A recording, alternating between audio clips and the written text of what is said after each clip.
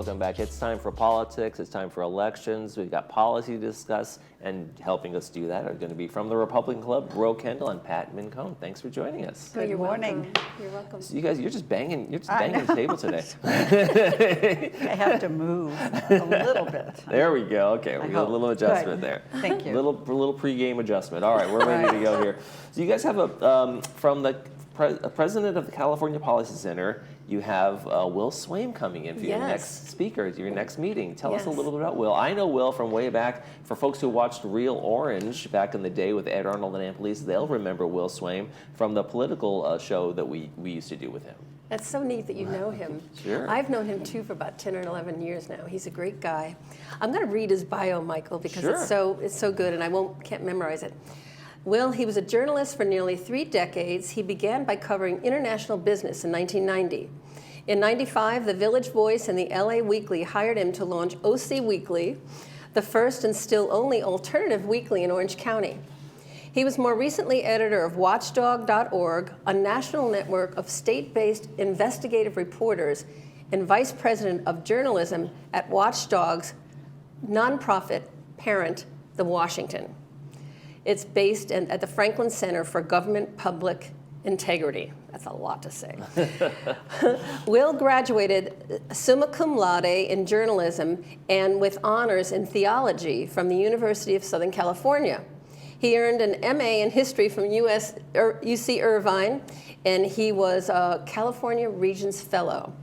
Also, lastly, with the California Policy Board member David Bonson, he hosts the National Review's weekly radio-free California podcast.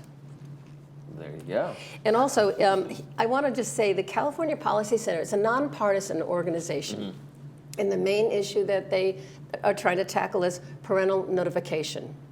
Okay. Now, I've known Will for a long time, and he's just an interesting guy, and he has just a plethora of knowledge in terms of, you throw any subject at Will, and he'll have something to say about it. So he's an interesting guy. Yeah, he is. Yeah. So what decided to make you have him come in and be a speaker for you? Well, I've known him for many years, and my husband was one of the founders of CPC. Oh, okay. And we just went to an event recently, a couple events in the last year, and heard him speak. And I just said, I'd like to have him come. I think it'd be good for our villagers and our members to know who he is and how he's trying to. They want to recreate. They want to restore the California dream with their policy. Okay. So I'll tell you, he's the guy to come see. If you guys are going to come see a speaker at the Republic Club, Will Swaim is a great one. I endorse, whatever he has up there to say. He usually has something interesting to say. That's for sure. Well, that's a great endorsement, Michael. We look forward to it.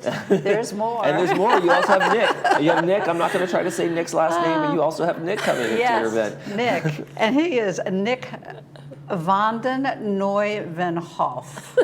There you go. I think I did well. Okay, and he was one of the original employees with Charlie Kirk at Turning Point USA, and he's focused more on youth and the colleges, and they have programs where they try to identify and find the leaders of tomorrow in the state of California. So they're working with the college campuses, and I'm just excited. He's youthful. He's a director of this organization, and I'm very excited to have him also be there with the older, more seasoned, and the newer, more current kind of energy that he will bring.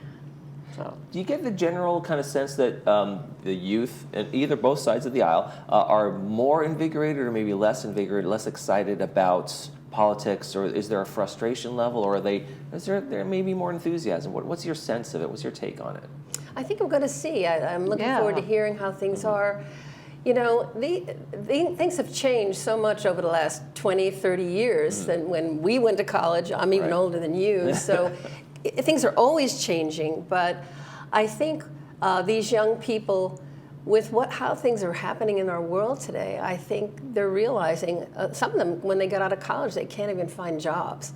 So I think we'll see. I haven't talked to many of these young people, Michael, so that's why we want to have them. See what's going on. Yeah. Now, I remember when I was in high school and in college, there was a Republican club and a Democratic club, and those kind. They were kind of, they get up and do some policy stuff, they talk and those kinds of things. There was Right. definitely enthusiasm behind it, but it was never something that was swept the campus in terms of where we were at. So it was always kind of maybe over almost like a niche or something like that. Yeah. So it'd be interesting to see, like, or learn about, what is the future, because it's important to have that leadership kind of coming on the rise on Yes. both sides, Absolutely. right? Yes, Yeah. and there's been a lot of what we say is indoctrination happening over the years. I mean, you go to college, you want to be able to think liberally, you want to think independently. That's what liberal colleges were, to help you think, and nowadays the kids, they're saying there's a lot of indoctrination. So the kids, they want to have the freedom to express their views and to delve into that. Well, I also know that the Institute had a win in Long Beach State, where they actually were able to promote and get nominated and elected the first conservative president in 12 years of the student body there. So that's very exciting. So maybe there are changes coming. Yeah, you never, knows? the pendulum swings I was both just going ways. to say, I know, you're right. It's amazing to see how things go over the years, and even California's elected a few Republican governors over the years. So That's right. That's right. That's right. In this state that seems to be very liberal, there's still some open-mindedness about what can happen there. You guys have a petition. You also want to tell people about when they come to the meeting. Tell us a little about the Yes. petition and what that's about. Well, we have a petition. It's called "Introducing a statewide ballot initiative in California to protect the children." We want to get this ballot on the November. This initiative on the November ballot, and it's the Protect the Kids California Initiative. There's 3 points, Michael. First, it requires schools to notify parents if their child requests to be treated as a different gender, and requires parental consent before a school socially transitions a child. That's one of the points. The second is protect girls' opportunities, safety, and privacy by ensuring school sports programs and facilities are segregated based on biological sex.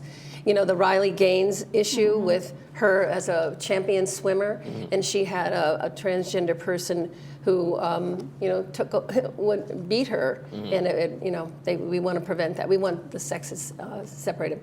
And the third is prevent children from using puberty blockers, cross-sex hormones, genital surgeries, and mastectomies that lead to irreversible harm and sterilization.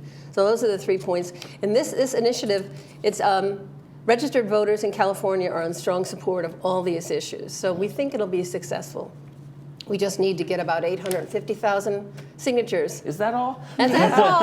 And we're going to be we're bringing this petition to our meetings and to other events in the village. So hopefully by the end of April, we'll get a lot of petitions to add to the statewide ballot.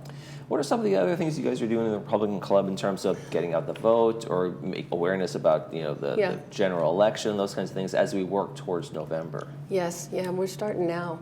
Yeah. Oh, I mean, we've been doing it, right? Right. And I know our Democratic friends are doing the same thing. Just try to get, people, you mentioned the last time we were on, are people getting kind of apathetic? Or So we want to encourage them that every vote counts. I mean, sometimes people lose by 5 to 10 Right, and we votes. saw that certainly in the last election Yes. in terms of just the slight margins in states that made the difference, Yes. right? And so it can make a big difference. Yeah, so we always encourage that. All right, so folks, Will Swaim's going to be at the next meeting. When? I don't know if we set a date for it. Did you guys? April 5th. April 5th. April There we go. 5th. It's a Friday, and it's from 11 to 2.